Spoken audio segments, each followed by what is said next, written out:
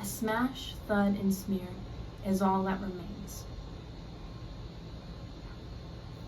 You two birds crashed into my window just like you did my world. I remember the day clearly. It was a miserable Saturday afternoon. And while it was raining outside of my porch, underneath it was raining down your feathers. Although our time was brief, after you collided, it scared my cats more than it did the thunder outside.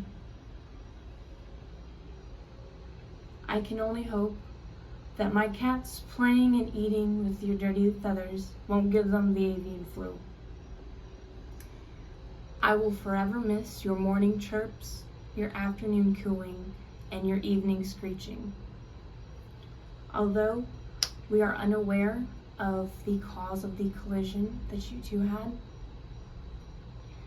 it can bring me comfort thinking that it happened because you two were playfully chasing each other around outside. If I could go back in time to remove the window pane that caused you both so much pain, I would. I cannot bring myself to sweep off your remaining feathers off of the porch. I can only hope that the wind will eventually carry them off of the balcony as it did your bodies when they ricocheted off of each other out there. Your presence rattled my world, and I'll forever be thinking about you.